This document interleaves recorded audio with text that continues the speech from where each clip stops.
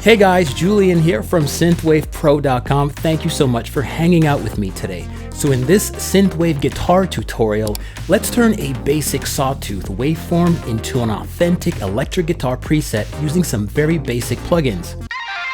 Let's get started. Right, so let's get started. Let's check out what we have going on for our guitar track here. This is the guitar track. These are the effects. I'm going to go over them one by one. And let's see if we can look under the hood as to how we can recreate a sort of authentic rock guitar synthwave sound with, frankly, just using your basic sawtooth. Okay, so without it, it actually sounds like this. Let me go ahead and slap on a utility plugin and lower this a few dBs. I know this might get a little loud. So this is without the effects chain engaged, and this is what we have.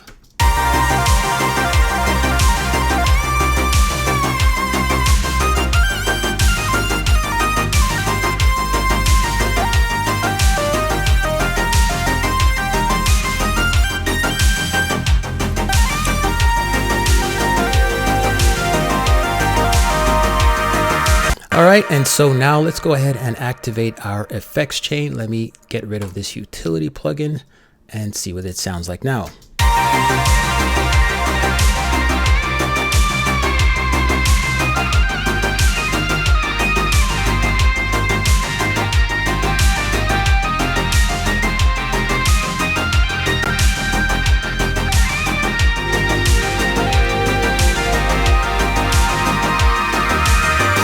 All right, fair enough. So one of the cool things with playing, or trying to mimic a guitar player is that you can be a little sloppy when it comes to the notes and the length of the notes, the duration of the notes, and the slurring of the notes. So obviously when the effect rack is off, you can notice those mistakes, and that's absolutely fine. I didn't want to go in here and quantize every single note, but I wanted it to feel sort of organic and sort of like raw, So let's go ahead and take a look at what's going on under the hood. The first effect I have here in my chain would be the guitar rig, and I'm using an older dated version.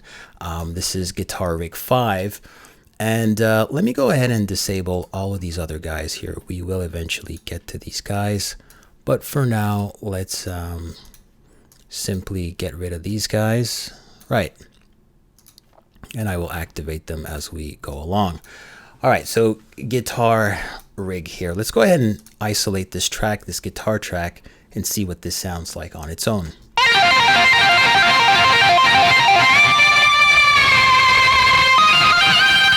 All right, so I have a bunch of effects here. Some of them are doing something, others aren't. This was actually a preset. I believe it's called 80s Solo here. Number 2002. So if you are looking to use this preset, go ahead and you can probably find it in your preset list. So the first one at the very top is the noise reduction or a gate. It's not really doing anything. Let me go ahead and activate this utility plugin here because it is getting a little loud.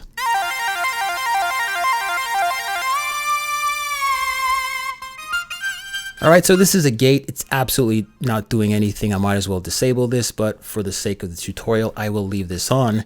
The second one I have here would be some type of distortion unit just to get that grit.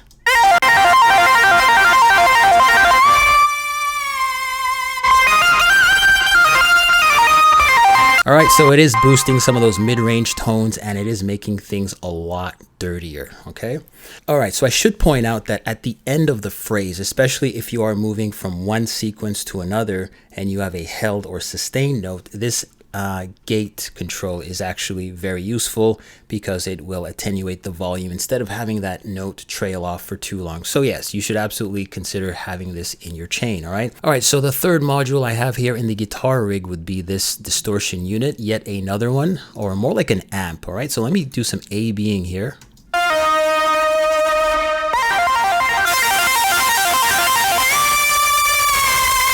All right. So this is adding a ton of distortion. In fact, it's adding a lot of top end to this. And so we have the mid-range booster here, courtesy of the Screamer, and the top end is being boosted with this jump. All right, so we do have a basic EQ here. We have the bass, the mid, the treble, and the presence. We've reduced some of the mids here. We've boosted the treble as well as the presence area, possibly around the 8K, maybe 10K mark, which makes it excessively bright, okay? We also have a control room mixer here, and this is a really neat guy here. I'm just gonna activate this and you'll hear the difference. So this is what we were rocking with when it was off and on.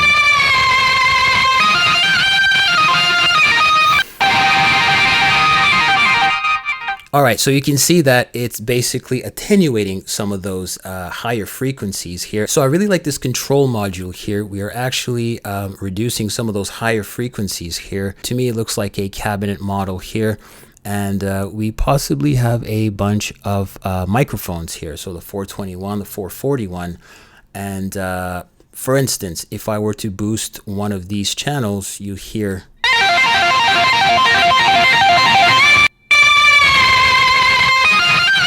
All right, you heard that on the right channel.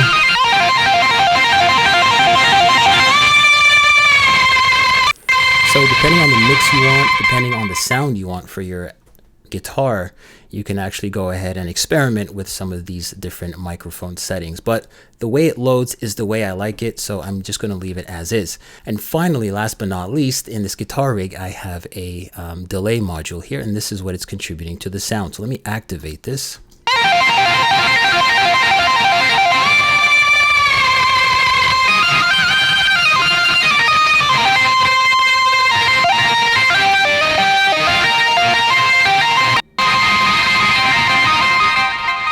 All right, so you can hear that the delay module here is providing some left-right stereo information. It basically sets the guitar in a nice room, right? So I'll A/B this one more time.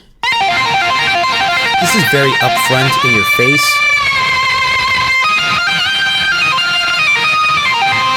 And all of a sudden, once it's activated, we're putting our guitar into a nice sort of room that has, you know, the left and the right information swirling about. So really cool setting here. You can experiment and check out some of these other presets here. They all do a fine job. So the next thing I have in my chain would be an EQ8. So very basic EQing here.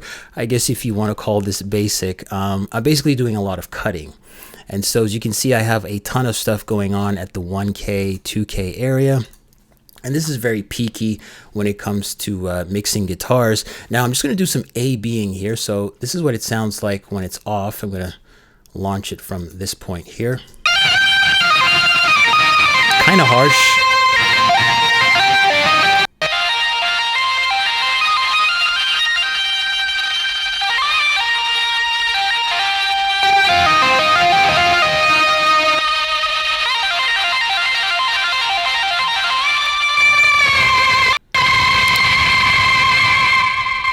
All right, so as you can hear, we're getting rid of some of that mud in the 500, 400 range.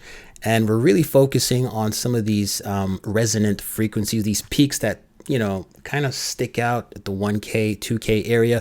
Now, depending on the key of the song you're working in, you're going to have to figure out which resonant notes you're going to have to reduce here. So what I've done is basically activated the equalizer here, or the analyzer rather, and then I'm able to see which frequencies are the most offensive frequencies, the ones that basically stand out, right?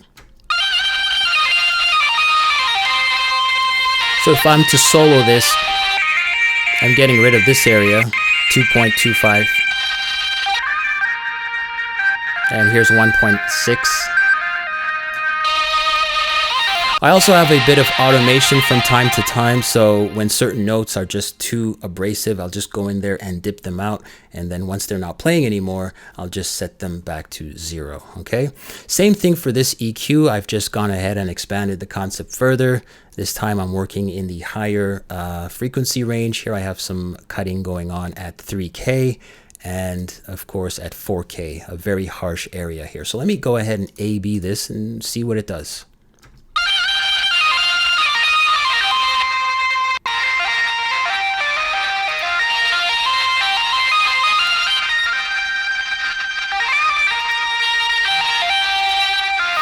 So all that top end, all that fizziness at the top, all of that type of information, we're sort of reducing that, all right, just by having these guys notching out the 3 and the 4K area, okay?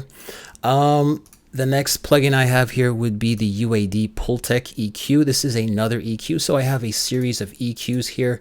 All of them are contributing to the sound. This one is essentially getting rid of some more top end, and I really like this plugin here because it's very transparent and it's fairly easy to use. So let's go ahead and do some testing here. This is with it off.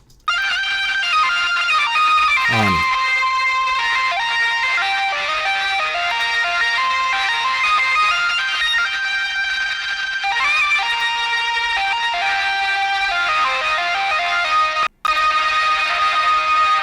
All right, so what's going on here? I have my attenuation knob here. I am reducing everything north of 5K by about 3 dBs. And this is my selector here. My attenuation selector should really be called filter cutoff, if you will. All right, so this is acting like a shelving EQ. So everything north of 5K gets a 3 dB sort of, I guess, you know, reduction. If I were to exaggerate this, you'd hear the sound get darker. So let's go ahead and do that. Right now it's set to 3. Let's bump this up to about 6 or 7 dBs.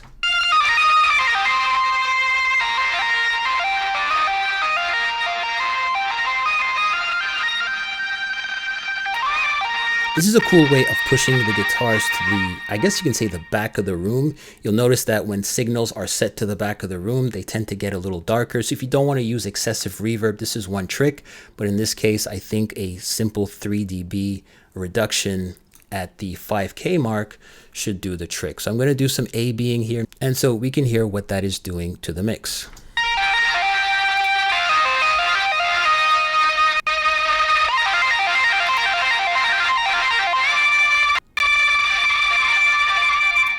All right, so this isn't supposed to be one of those effects that you can easily hear. It's just to shave off some of the top end here. Let's try and see what happens when I bump up the attenuation selector to 10K, and it will get a little brighter.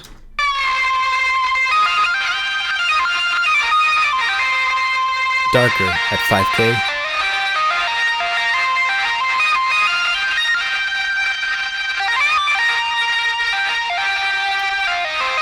All right, so at 5K, we're just removing some of that edginess at the top of the frequency spectrum. All right, let's move on to some compression now. So like most signal paths here, I'm pretty much adding a compressor right after my EQ. So I have a bunch of EQs here, 3 EQs, and followed by a compressor.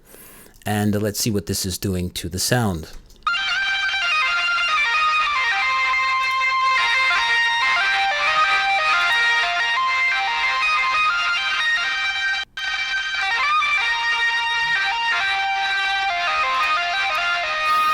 All right, so you can see our compressor is basically taking off some of those peaks, and it's always being sort of, you know, leveled, right? We're always having the compressor engaged, so we're taking off anywhere between, let's see here, maybe 4 dBs here. I wish there'd be a nice gain reduction level here on this plugin, but it looks as if we're taking about 3 or 4 dBs off of the signal, and it's just setting it right in the mix, right? It's not standing out, it's not too dynamic.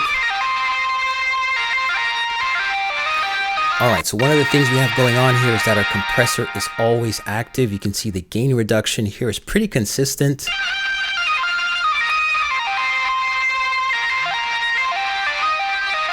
All right, so the dry wet is set to about 82%. I didn't want to go overboard with the compression, and the knee is set to 2.7 dBs, meaning that as soon as that signal exceeds the threshold, our compressor will come in and chomp down on the signal a little faster, okay? My ratio is set to about 4:1. The attack is very quick. It's actually 1.83 milliseconds, and the release is extended. It's a little sort of in the middle here at 194 milliseconds, all right? And it's set to a peak. You can always experiment and see if the RMS, root mean square, or the peak works for you. But in this context, I decided to leave it at peak, all right? The next thing I have is a glue compressor, and this is basically to, well, as the name would suggest, to glue our sound together. So let's go ahead and activate this bad boy and see what's going on.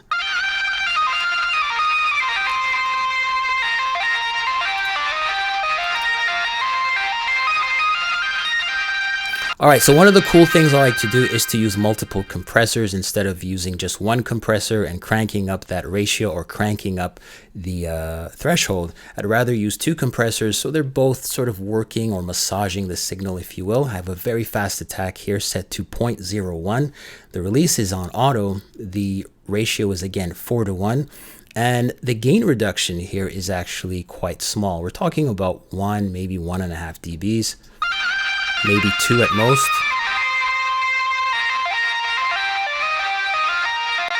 Cool. Now, when it comes to guitar solo inspiration, it's always a great idea to listen to some of your favorite rock guitarists. Now, some of mine include Jimi Hendrix, Jerry Cantrell, Kim Thayil, Kirk Hammett, and Vernon Reid. All right, so at this point, I'm actually loving the sound of the guitar. We've made some progress here, but I think we can make it sound a little wider. All right, so I'm using stock plugins here. I'm using the filter delay for this. I'm just going to activate this.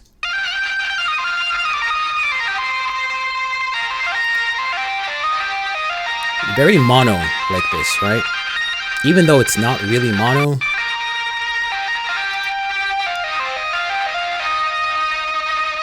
So what I have going on here is that I have the left and the right contributing to the sound. And it's actually adding a little more mid-range to the signal, so nothing too bright. It's already bright enough, but those delayed copies, right? We want these guys to sort of echo and, you know, go from left to right. So I have it set to about 466 hertz on the left channel. Hard pan left, so literally at 50 L here. And obviously, we're not competing with the dry sound. This will be reduced by about 6 dBs here. So I'm at minus 6.1 dBs, and for the right I have it set to about 800 hertz, and we have the padding set to about 31 R or 31 right, and again a 6 or minus 6 dB gain in reduction. All right, so let's go ahead and A/B this, and you'll hear that we have a lot more stereo information once the filter delay is active.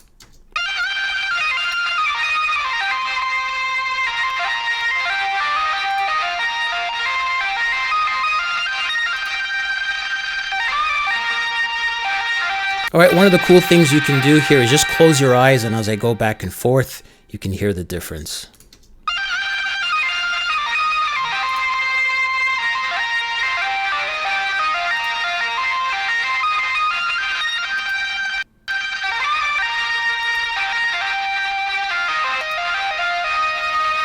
All right, so let's take this widening concept even further. Let's introduce an auto pan, which is exactly what I've done here. And I have it set to about a 30% mark here. The rate is fairly slow. And so we're gonna have this sound sort of, you know, swirling about the left and the right channel. Let's go ahead and activate this and see what this sounds like.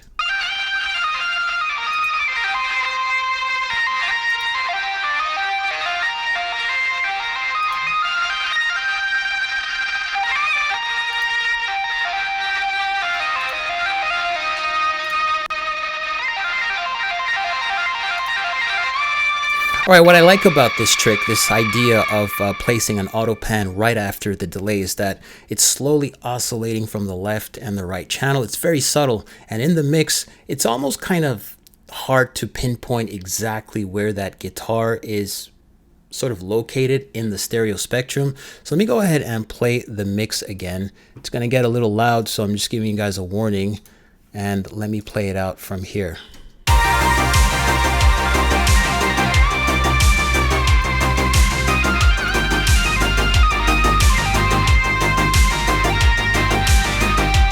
See, this way our guitar sounds slightly to the left, and now a little more movement.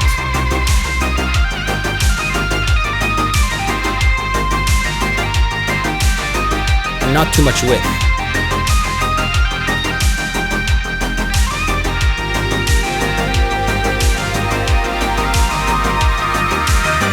All right, cool. Finally, I have a utility here. It's not really doing anything, but I like to have a utility. If you've taken my masterclass, you know I always suggest having a utility here at the very end of your chain. If you want to do some quick adjustments in terms of adding more width or perhaps less width, you can go ahead and do that. Here in this case, we're absolutely not using this, so this can remain as is. Finally, here for the limiter, we have a little bit of limiting, and I'm talking about a little bit of limiting, not too much. I don't want to squash the sound. That's not the sound I'm going for. I'm actually taking a probably, 1 dB of gain reduction.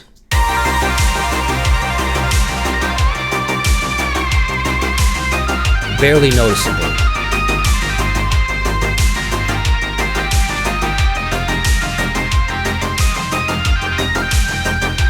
All right, so let's do some A-Bing here really quickly and see what we started off with.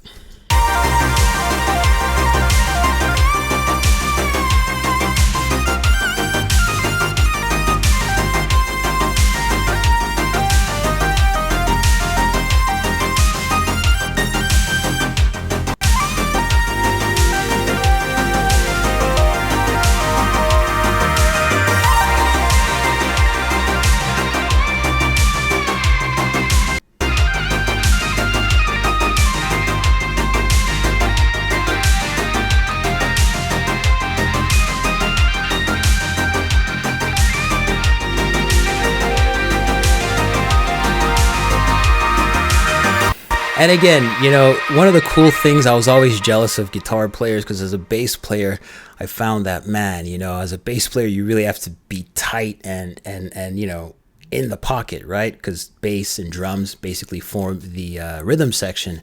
But when I was in a band, I always used to marvel at how guitar players could just plug into an amp, crank up the distortion, and just wail and sound like Jimi Hendrix, man, So basically what we're doing here is that I have some sloppy playing, right? Things are not exactly quantized. We have this big gap here where the sound essentially drops out when you don't have these effects playing, but it sounds pretty cool once these effects are playing. And I just wanted to leave it like that. Didn't want to come in here and quantize stuff and, extend this note, but it's just the freedom that you have once you are rocking with a rig, right? It just sounds so much hotter.